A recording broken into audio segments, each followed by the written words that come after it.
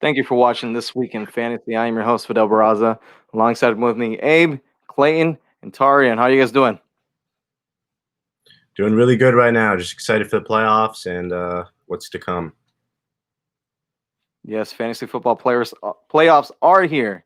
But let's go and talk about a little bit about last weekend. I'll start out with Abe. Who was your performer of the week? Yeah, I'm going with Marvin Jones. So 25 points even with Matthew Stafford having a slight thumb injury.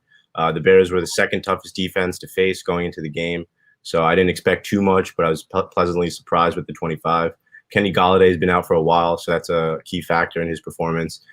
Jones takes over the number one spot when Galladay's out, and he's been out for many weeks. So check on his status going into next week. So yeah, just like being the number one guy is usually really helpful. It gets you a lot of volume, and Hughes, very important week for me, got me 25. So I was very pleased with Marvin Jones. Clayton. Hey, how about them Raiders, right? Darren Waller, baby, had an absolute monstrous week. Gave everybody a little bit of a scare versus the Jets, but Darren Waller was definitely sitting and he was looking around and saying, you know what, if we lose this game, it ain't because of me, it's because of y'all. So Darren Waller was my guy of the week. All right. Tarian. I agree with Clayton. Yeah, Darren Waller was my player of the week as well. You know, he was a part of the Greg Williams firing too, bro. Like you're gonna put me in cover zero. Okay, covers. I'm gonna show you what cover zero really looks like, right? He had 200 yards and what 2 touchdowns, but just to be a little bit different than Clayton, because I was gonna be mine. Baker Mayfield too. Baker Mayfield had a hell of a game against the Tennessee Titans. The Browns haven't really showed that they could beat really good teams yet, and Sunday they did it, and Baker Mayfield had a huge game, well over 30 fantasy points, couple of, I think 3 touchdowns. He had a deep 75-yard touchdown to Donovan Peoples-Jones, and he showed up, and showed out.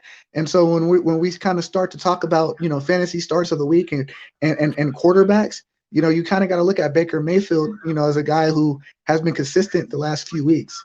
And you kind of got to trust him, going forward, because Carson Wentz just was recently benched, and and you may have some questions about some other guys, but Baker Mayfield has been really consistent the last 2 or 3 games. So I would kind of ride the hot hand with Baker Mayfield. What about Josh Allen? He had a hell of a game on Monday night against the Niners. He did Yeah, good. he won my matchup. I was going into the night, it was down about 20 points. He scored 41. And I ended up winning. So it was really important. It actually brought me from the 6th seed to the 3 seed. So I'm really thankful for Josh Allen. All right. Again, with people, players standing out, there's always going to be a disappointment in the week. Abe, who was yours? Yeah, I'm going Miles Sanders. I thought with Carson Wentz's struggles the past couple of weeks, Doug Peterson would make more of an effort to get him the ball. He's still 3rd among running backs in yards per carry, extremely efficient. I think most people should have known that Wentz was going to struggle. So I think an emphasis on Sanders was expected, but it didn't happen. Packers are also the second most favorable matchup against running backs, and he wasn't able to take advantage. 10 carries, no receiving work at all. So it's been a disappointing season. He's been really efficient, not really his fault. Doug Peterson doesn't want to give him the ball, but he was very disappointing. Only 3 points. So, Clayton. I'm going to go stay in the same division as Abe with the Eagles. I'm going to go over with the Giants, though. Darius Slayton the past 2 weeks has been absolutely disastrous. Colt McCoy just has not shown any effort to get him the ball. He's been their big play threat downfield, and it's been the Golden Tate, Sterling Shepard, Evan Ingram show, and Darius Slayton has gone from the number 1 in the pecking order down to number 4.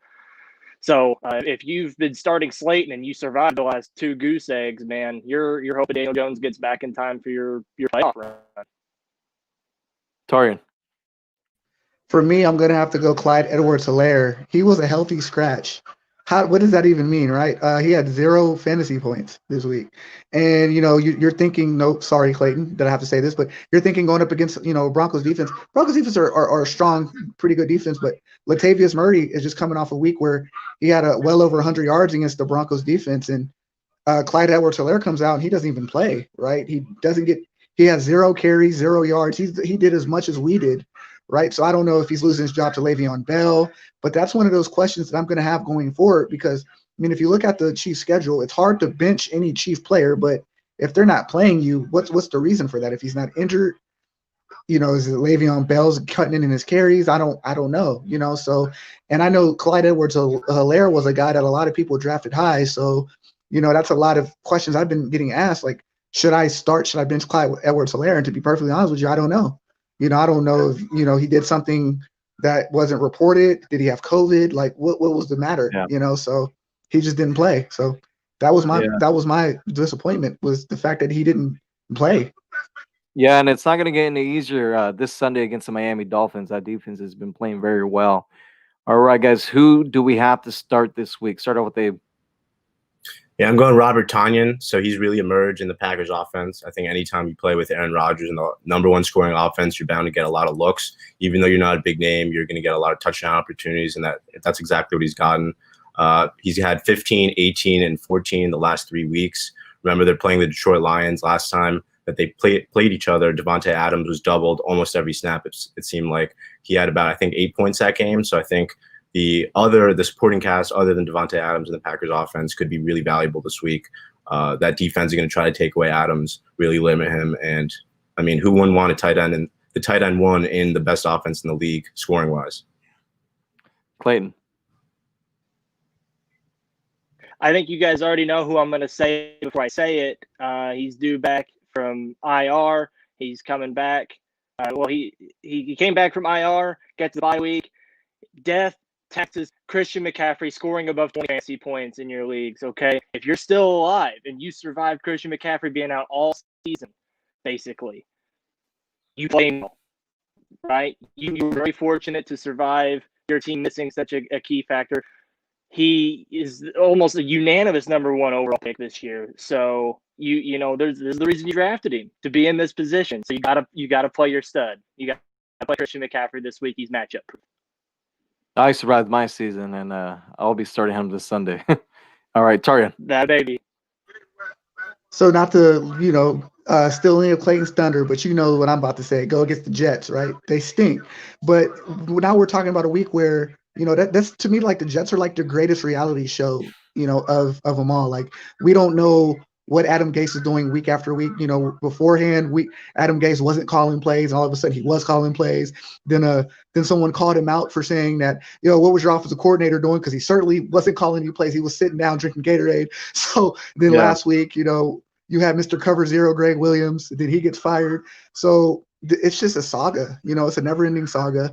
They're clearly tanking for Lawrence, right? So Seattle Seahawks, they're in a situation where they're in a must-win situation. They put up a stinker last week against the Giants. So this week, who do they play? They play the Jets, right? So, you follow up one New York team by playing the worst team in New York. So, I'm going to start any Seattle player that you have. DK Metcalf is a guy I'm looking at. Russell Wilson's a guy I'm looking at.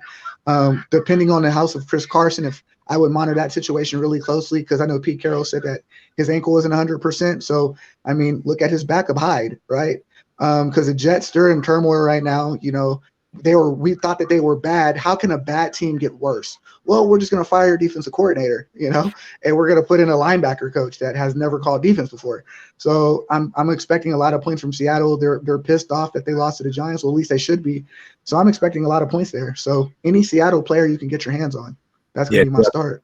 To that point, I think Russell Wilson's kind of been underwhelming the past couple of weeks. I think this is a great bounce back week against the Jets. It's third best matchup. So Russell Wilson, definitely put him in. All right. Who do we have to bench this week? Start off with Dave.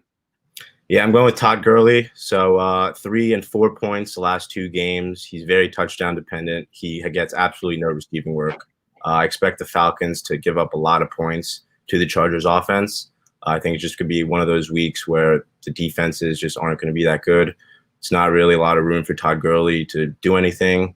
Again, he needs the receiving work. He needs touchdowns. He hasn't been doing it. He's also very inefficient. That's the other thing. It's one thing if he's efficient and he doesn't get touchdowns or the receiving work, but he's gotten 2 yards to carry and 3 yards to carry the past 2 weeks. I just don't see there's any way that you can put him in.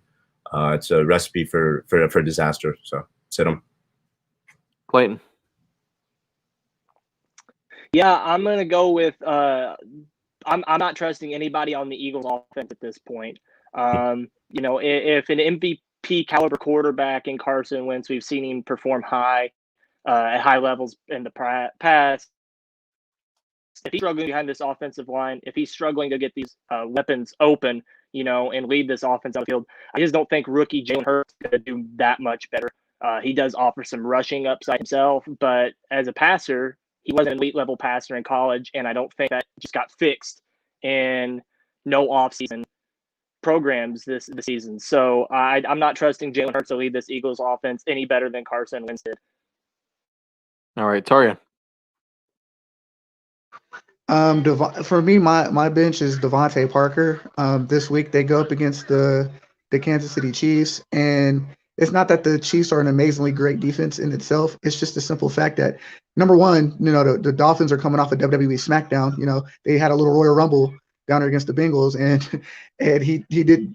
And coming back in the second, but he didn't come back in the second half. So now, he's gonna be playing this week, and him and Tua just haven't been on the same page for some reason. Like, Tua just doesn't look for him for whatever reason. He's looking more for underneath and check down routes. And usually when Devontae Parker gets the majority of his fantasy football points, it's with Ryan Fitzpatrick in the game. So if Ryan Fitzpatrick doesn't play, which is not looking like he's going to play, it's going to be a Tua game.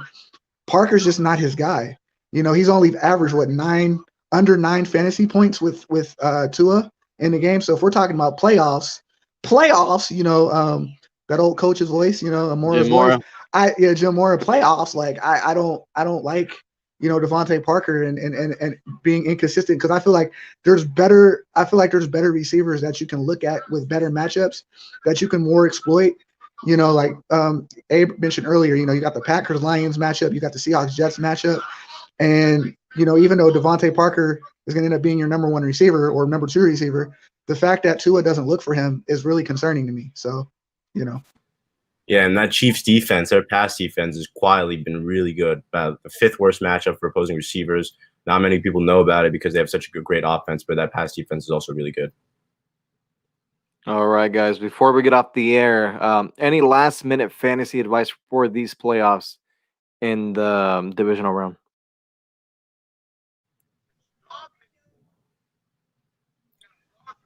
Well, for Yeah, me, I'll go. my advice would be, go ahead, Clayton.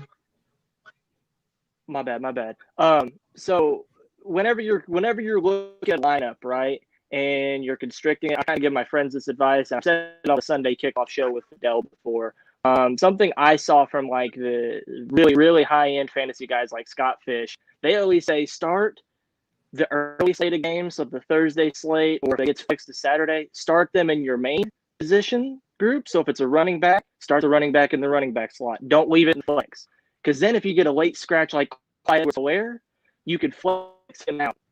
With a tight end, with a running back, with a wide receiver, whatever position you have spare. But if you put the flex there, you're locked in, and you may not have the positional flex. You're in the playoffs now, and that's much like the NFL playoffs. The margins are thin, right? So you don't want to just shoot yourself in the foot, and you got to give yourself every chance to win. That'd be my advice.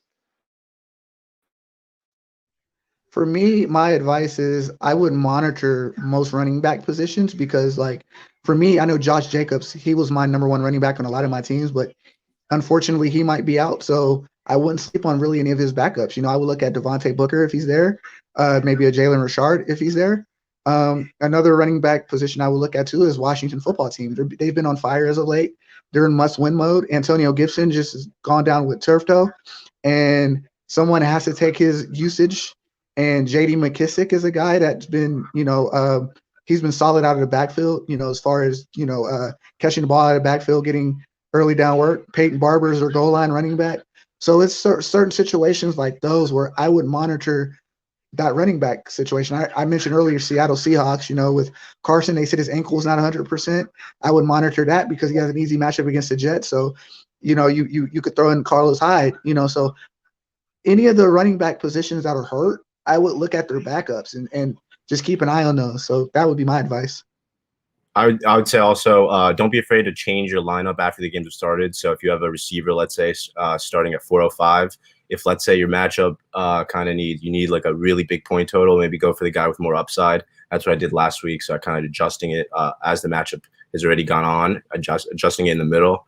So if it's a guy playing Monday night, you can always make an edit before if you need a big week or if you need more consistency, kind of depending on that. So.